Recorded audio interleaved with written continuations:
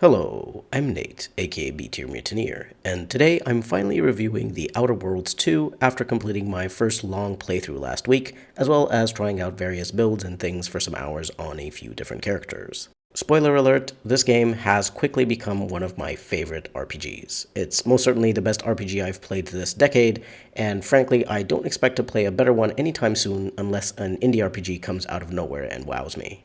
So I'll explain exactly why I think this game is good, but of course I'll discuss both the positives and negatives. No game is perfect, there are always things I wish had been done differently, even if I love it. Before we get into the review, I'll take a moment to say a special thank you to my members. I appreciate all of you so much, and your support allows me to keep going.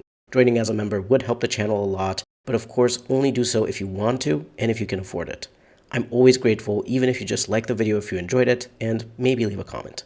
Let's start the review with the story and writing, since that is the element I consider most important when it comes to RPGs. I'll start this section by saying that I didn't like The Outer Worlds 1 much. It was fine, fun to play, and the world building was cool, but unfortunately my interest in a playthrough always fizzled out after about 8 to 10 hours. And that was mainly because the writing felt superficial. It was focused too much on being funny, on holding on to its tone, that it forgot how to say something meaningful. The only deep and interesting narrative in the entirety of the first game for me was Parvati and her romance with Junlei. But while she was memorable, everything else felt shallow and formulaic. In that game, I didn't feel like my character was someone, no matter how hard I tried to roleplay my characters. There were too few choices, too few meaningful quests. Most of the time, the choices I had access to didn't fit any of my characters, so I felt like I was going through someone else's story instead of my own.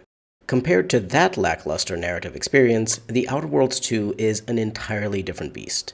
Already, from character creation, you're offered 6 backgrounds and a lot of traits to choose from, all of which add significant interactions throughout the entire game.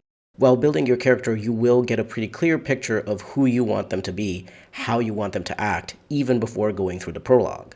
The important thing to highlight here is that the system and gameplay design are much more cohesively connected to the narrative and strengthen it in this way. So even if you're choosing a particular trait or skill for gameplay reasons, your choices will also show up in the story through the additional dialogue options and interactions they offer, which shape your perception of your character's journey.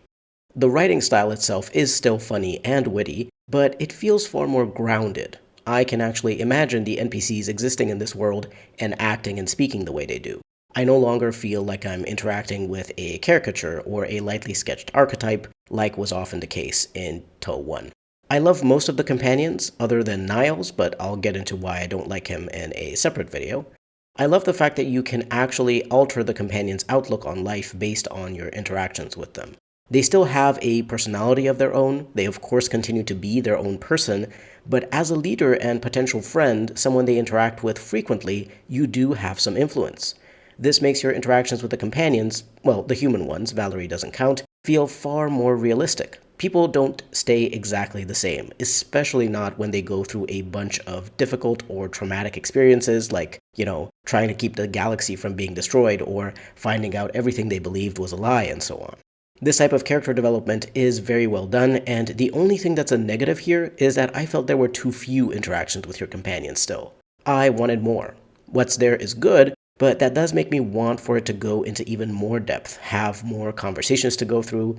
In the first game, I didn't really care enough about any of the companions other than Parvati to want more interactions with them.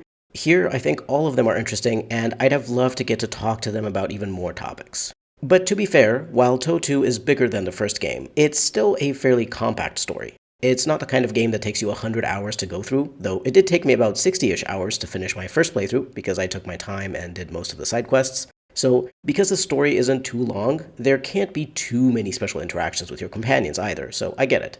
I'd much rather have a game that's a bit on the short side, but which has a strong narrative that pulls me in and makes me want to see what happens next, than a long drawn-out story that feels watered down. There is also the lack of romance to touch upon.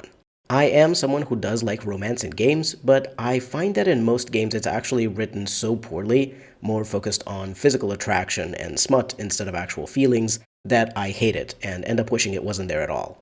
I've only liked the romances in the Dragon Age and Mass Effect trilogies, but pretty much any other RPG with romance has disappointed me to some extent. So when Obsidian says they don't want to add player romances in these games, I 100% respect that. It means the writers don't feel like they can write romance in a way that will be enjoyable, either because they themselves don't really like romance in games, or maybe they just don't know how to write it well, or maybe they feel like it would take away something from the companions or characters if they're turned into love interests, which is something I've heard David Gator, the lead writer for the Dragon Age trilogy, talk about some years ago. Romance is extremely hard to get right because there are so many different types of RPG players with so many different preferences that you just can't please everyone. And The Outer Worlds 2 only has 6 companions, one of which is a robot, so there wouldn't be enough romance options. Most of the human companions don't even feel like they'd be that interested in a romance, not to mention the extreme time pressure and stress from the main plot and the companions' personal quests. It makes sense that there's not much time for romance considering the main story. I also just think Obsidian RPGs have always been about giving you the freedom to make the choices you want, roleplay your character in regards to how they act in the world and how they solve the situations they find themselves in. Offering you a handful of romance options would take away from that sense of freedom, because suddenly the game tells you, yes, you can romance characters, but only these. To keep the feeling of freedom, I'd rather have no romance. If I find a particular character that compelling, there's always something called imagination and fanfiction. Moving on to gameplay, I'll split this section into combat, progression, and exploration. Overall, I find that all the systems work together really well to make for a satisfying play experience, and as I already said when talking about the writing, everything is also well integrated with the narrative design.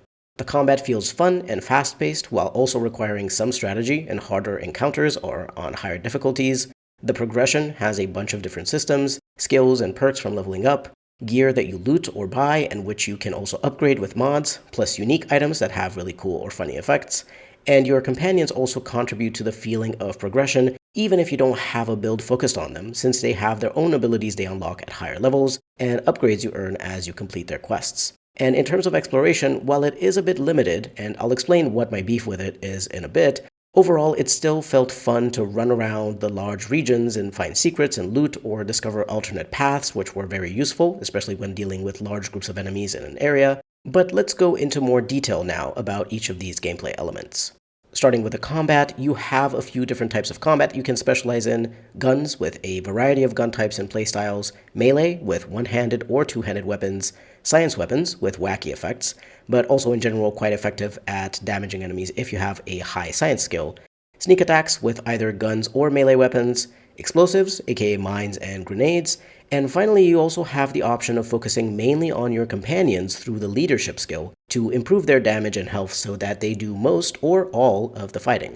You can of course combine various combat styles together, or even try to avoid combat as much as possible by being stealthy and talking your way through things. Though, I'm not sure if you can avoid combat entirely. I haven't tried to do a full pacifist run yet to see if it's possible, or at least to see what the minimum number of enemies you're forced to kill is.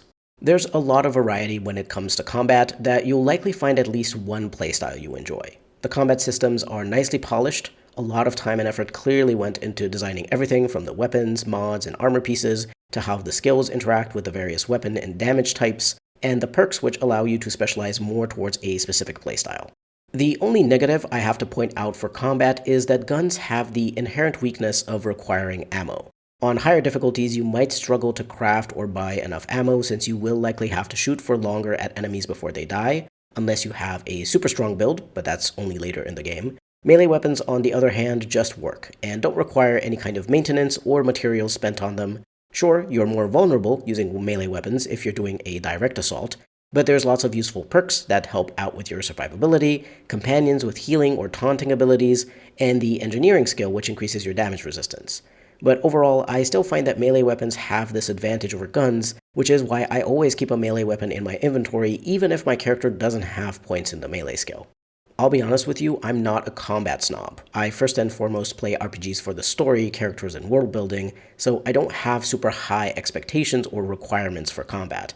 I just need it to feel satisfying in the sense of the visuals representing the fantasy of the character accurately through effects and animations, getting accurate feedback for dealing and receiving damage, and more importantly, keeping encounters fairly short, because if there's one thing I hate, it's when combat drags on for too many minutes. The direct combat in The Outer Worlds 2 reminds me in the best way possible of Borderlands, and the stealth gameplay and sneak attacks remind me of Dishonored, so honestly, that's the best of both worlds for me.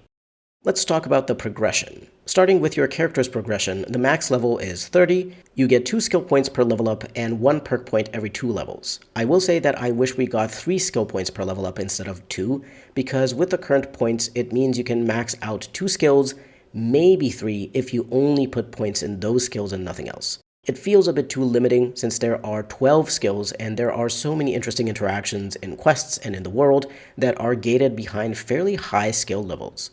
Of course, I'm not saying you should have access to all of them in one playthrough, that's what multiple playthroughs are for, but I do wish that it was a bit easier to max out 3 skills while also having a handful of points to put in some miscellaneous skills just for unlocking a low-level perk or improving your effectiveness or damage with a particular weapon or damage type just a little bit. To be fair, I tend to skew towards more generalist builds. Not fully generalist, but I just don't like to over-specialize in one particular playstyle, since my ADHD demands I shake things up at least a little bit. So I recognize this may be more of a me problem, and other players might be totally fine with the skill points, but just know that if you play RPGs in this more generalist way, then you will miss out on late-game interactions with certain skills. So if you want to do something like a speech build which solves all of the main quests through talking, you need to max out the speech skill, and you should go into your playthrough remembering that. Personally, I don't like it when a game restricts me too much, even if indirectly like this, so this aspect is a negative for me. However, it's not enough of a negative to make me not enjoy the game or something. I'm still happily playing through it with my second character, and I have tons more ideas for future playthroughs and builds. There is also an optional flaw system you can engage with if you want certain bonuses that come with downsides. I've found it very fun to play around with. I love that it's optional though, since you can just say no to all of the flaws if you don't feel like any of them fit your playstyle or your character. But the flaw system actually works as a fun little addition to your build this time around, compared to how flaws were implemented in the first game. So a huge improvement there, and definitely a great option for role-playing and challenge purposes. Of course, part of your character's progression also comes from the things you choose during character creation. You have 1 out of 6 backgrounds, 2 tagged skills that start at level 2 and which can be leveled to 2 points above your current character level, though the max skill level remains at 20. You can have 1 or 2 positive traits, and if you choose a second positive trait, then you also need to take a negative one. There's unfortunately only 3 negative traits, so it feels very limiting compared to all the other choices you get. Even the backgrounds are double this. Another issue I have with the negative traits is that I'm not allowed to choose all of them when creating my character. Not for the purpose of getting extra positive traits, no. I want to be able to create the worst, most nerfed character possible from the start as a challenge, and the game won't let me do that, so I do hope they add that option later on in a patch. Overall, other than having too few negative traits and not allowing you to nerf your character with all the negative traits, I think character creation is done pretty well. If you take the time to read all of the skill descriptions, you get a pretty clear idea of what that skill is and whether you will be interested in using it. A really cool thing I want to shout out for character creation is that you actually get these animated GIFs or videos when you hover over the skills, which show you something about how that skill is used in-game. This is very useful to help you understand just a bit better what you're going into during your first playthrough, and very much appreciated. Same thing goes for the tutorial pop-ups, which also have videos like this. One thing I will mention is not intuitive or explained by the game at all is the radial menu you can open in combat, and which has a much better way for you to switch between weapons, explosives, and gadgets because it slows down time and allows you to immediately select the thing you want instead of having to cycle through them, especially the gadgets. This isn't related to progression, but since I was talking about the character creation and tutorials explaining things so well, I had to include the one time the game fails at explaining something. The gear progression is actually super interesting because every single weapon, helmet, and armor could be used for the entire game. The main way you increase your damage and damage resistances is actually through leveling up the relevant skills and unlocking relevant perks. Otherwise, the items themselves are very similar, offering mainly different bonuses based on their base item type, as well as the mods they have installed. Unique items, the golden ones, have unique mods that are only found on them, whereas rare items, the green ones, have 1 or 2 non-unique mods already installed on them. Common items, the white ones, don't have any mods installed, so you can customize them with whatever mods you want out of what you can loot, buy, or craft. At first, I admit I had no idea this is how gear progression worked, so I was incredibly confused when every new weapon and armor I looted seemed to have the same base numbers as other items of that type I already had. Once I put points into the weapon skills and into engineering, I suddenly saw my weapon damage and my damage resistance respectively increasing on all the items. It finally clicked, and I fell in love with this item power design. This way, every item can actually be useful to you during your entire playthrough. This is especially important for unique items, which have really cool and fun effects because it means none of these become obsolete simply because they're early game items and late game items have to be more powerful. You can create a build early with a couple of uniques and either keep it for the entire game or switch it up only if you find some other cool uniques that fit your playstyle better than your current loadout. And something that works perfectly in tandem with this gear system is that there is no inventory limit. So you can keep as many or as few equipment pieces as you like. I personally really like collecting all the uniques and having them there because they look cool, though I do wish we had some kind of stash on the ship I could put them in, because in the late game it gets a bit difficult to sort through all of your equipment when you have so many uniques and everything has a golden background. But anyway, the sense of progression overall feels good even if it has certain elements that I feel could be adjusted a little. There's already been some balance changes in the patches alongside various bug fixes. One that I noticed increased the damage and health of companions, especially the amount they get from the leadership skill, to make companions more effective on higher difficulties. So there may be other adjustments we'll see in the future if the devs notice a lot of players are struggling with something or find a particular thing frustrating or annoying. Finally, let's talk about exploration. I enjoyed walking around everywhere to try to find little secrets, hidden areas, loot, bits of lore, extra side quests and such. Overall, the regions feel pretty filled with content, with my only complaint being that the creature and enemy variety is a bit lacking. I think this is most evident when you get access to the planets Cloister and Praetor in the second half of the game. By that point, you have all of these different looking planets, but the enemies and creatures that populate them just aren't diverse enough. It's not actually much of a problem when it comes to combat, since fighting still feels good even against less enemy types, as long as the encounters are well designed. It's more so an issue with the aesthetics, and me wanting to experience enough of something new when I explore a new area, which includes the types of inhabitants present. I said earlier in the short gameplay overview that exploration feels a bit limited. Part of that was this element of not enough variety in enemies and critters, but a much bigger part is that you are limited in where you can run and climb and jump. There's invisible walls keeping you away from a lot of things. You can't really scale mountains by jumping a lot and finding a good enough slope like in other open world games, and you can't swim.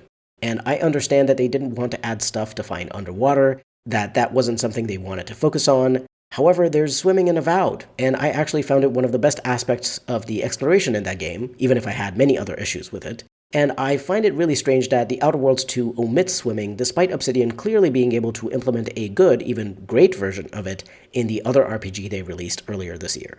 The most frustrating thing about the lack of swimming isn't actually the lack of swimming, but that touching a too deep body of water immediately kills you.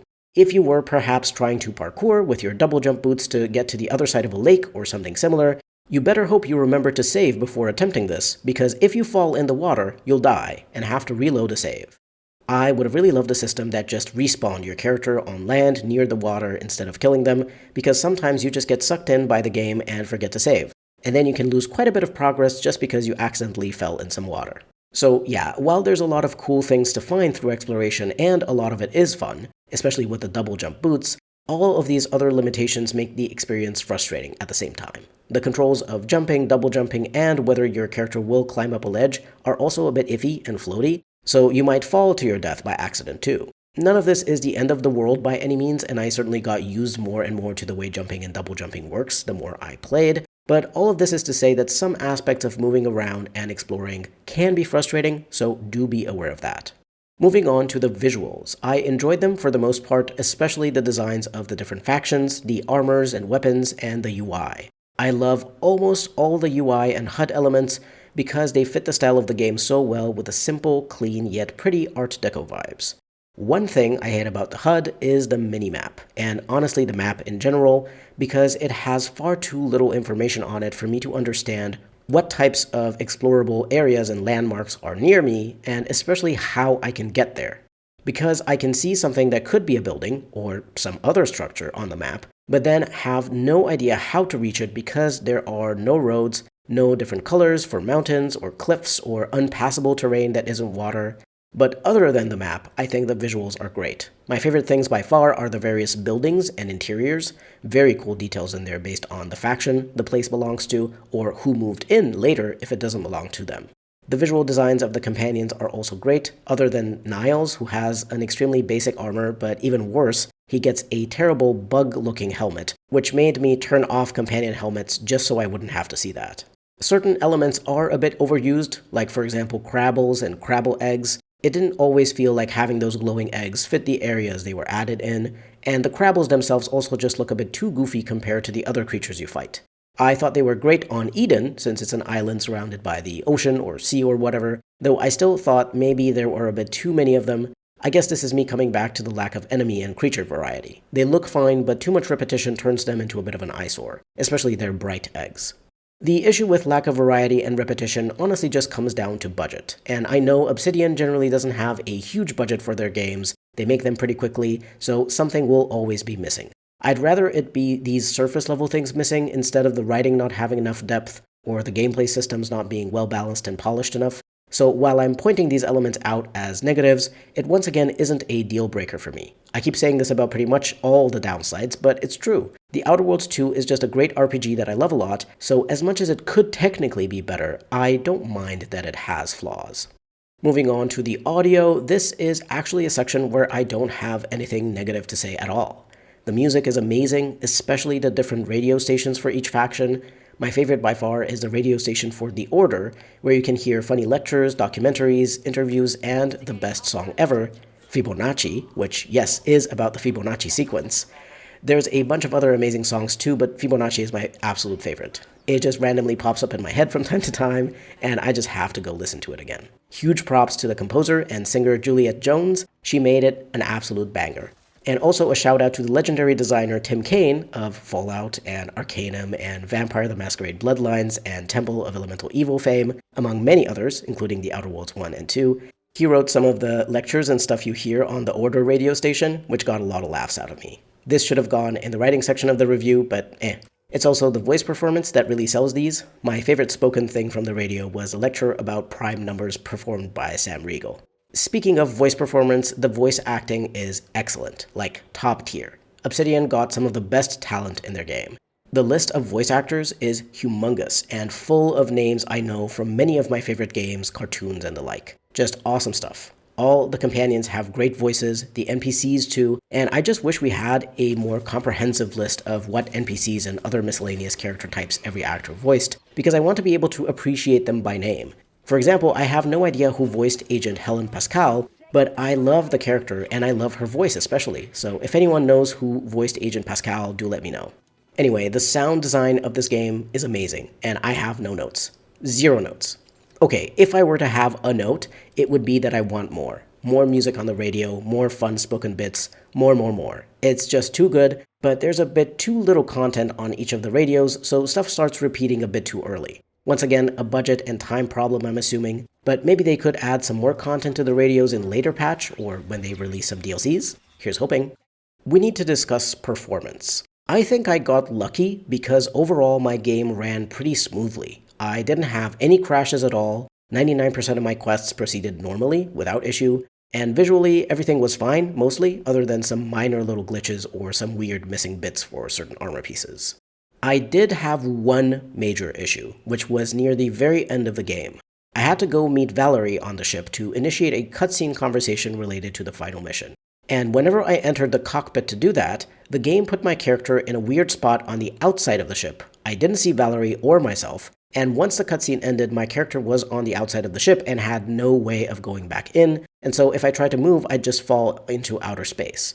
I don't remember what I did. Maybe I just reloaded an earlier save from before I traveled to the ship, and eventually the cutscene triggered properly, and I was able to complete my playthrough. But that was actually a very frustrating experience because it was my first playthrough, and I was so close to seeing how it all ended, and I was afraid that I'd messed something up with my character or my choices in quests or something, and I wouldn't be able to complete the game with that character. Thankfully it got solved, but that was a pretty significant issue. I also saw my partner came across a few bugs related to quests. One was fairly minor for a side quest, but the other one stopped her from completing a companion quest, which was significant. I've kept an eye on the patches though, and I've seen a bunch of these quest progression bugs have already been resolved. Anything that hasn't yet been resolved is likely to be fixed in future patches, so if you're worried about encountering one of these bugs that stops you from finishing a particular quest or even the game, then I recommend waiting for another month or so, maybe buy the game during the winter sale, since it's likely going to be a little discounted too. I think my frame rate was fine, though don't quote me on that, because I don't really notice frame drops or whatever they're called unless they're extreme. I'm used to playing older games from the 2000s. Those are frankly the main games I play most of the time, so I don't really care about frame rate as long as it doesn't look too choppy. Plus, keep in mind I have a mid to high-end PC that I built this year, so if you have an older or lower-end computer, you might have to play with lower graphics settings. I personally had everything on very high. In general, you shouldn't play Unreal Engine games on Ultra because the engine has some graphics optimization issues. And Ultra isn't really enough of a difference compared to very high to be worth it anyway. In conclusion, The Outer Worlds 2 is one of the best RPGs I've ever played, even with all of the flaws I've listed throughout the review.